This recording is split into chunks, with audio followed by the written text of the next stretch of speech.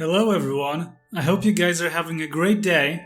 This video will be all over the place, exploring some notions that I had in regards to the upcoming Mando episode, Ahsoka and Baby Yoda. Without further ado, let's get right into it. We know that the next Mando episode will be titled The Jedi, and it is directed by Dave Filoni. Given all the previous rumors, it is pretty much a certainty that we are going to see a live-action Ahsoka in less than 2 days. Baby Yoda has been a background character so far in the series and has seen little to no character growth. Plus, we know very little about him or her. I think this is all about to change though, starting with the next episode. But with all that being said, Din Djarin will probably remain the main focus of the series. Given Ahsoka's relationship with Yoda, she will, without a doubt, recognize the child as a member of the same species. This raises the question if the characters in Star Wars know something about this mysterious race. None of this was ever addressed before, but that does not mean that no one knows anything about Yoda's species.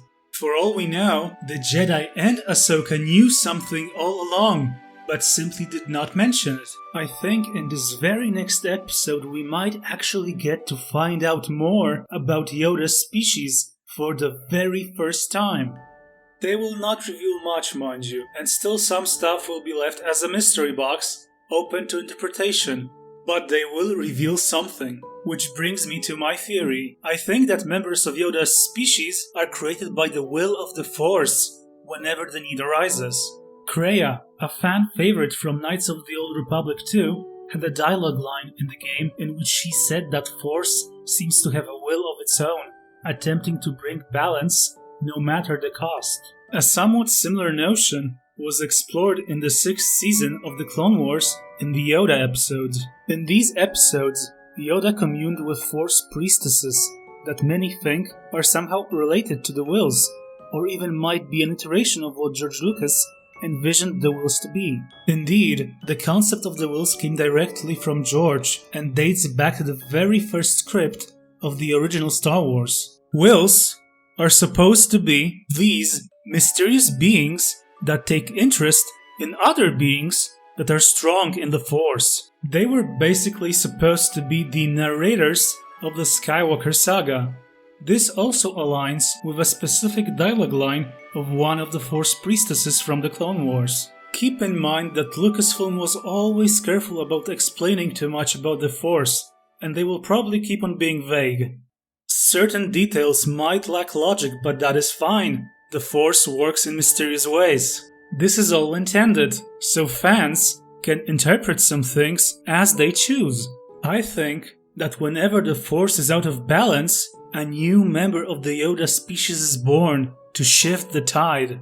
Baby Yoda was born 41 years before the Battle of Yavin, much like Anakin Skywalker, the Chosen One. What if he was meant to be a contingency plan of sorts if Anakin failed to bring about the balance of the Force? Or perhaps the dark side grew so powerful after Sidious was born and became a Sith that 2 powerful light side beings were given birth instead of just one. Might also be that the Force was aware to an extent that Anakin would fall to the dark side of the Force, and his eventual redemption was never a certainty. Always in motion is the future. Could be that Sidious was so powerful that he was actually opposing the will of the Force, bending it to his will. The possibilities here are endless, and I am really curious to find out what the creatives involved will choose to explore. Yoda was born 896 years before the Battle of Yavin, and now all we know about Darth Bane in canon is that he died approximately a millennium before the Clone Wars. Maybe, just maybe, if they ever choose to bring that character back into canon, in some way, his rise to power will correlate with Yoda's birth, which would also support my theory. Now, Yaddle was born 509 years before the Battle of Yavin, and no significant events that we know of took place at that time. But this does not contradict my theory, and future stories might delve deeper into the character of Yaddle and that time if my theory proves correct. Yaddle started out as a background character in The Phantom Menace, probably because George liked the idea of having a female counterpart of Yoda. The creative freedom is there to explore, and with Baby Yoda introduced, I think we will find out more about Yaddle eventually, when the time is right. It is also possible that Ahsoka will realize how dangerous the child potentially is, and in what danger it is because of that. Many would probably like to exploit its power, not just the Empire, the Sith, Palpatine, or something else entirely, but future Jedi as well. Big part of Ahsoka's story arc is that she realized how flawed the Jedi were.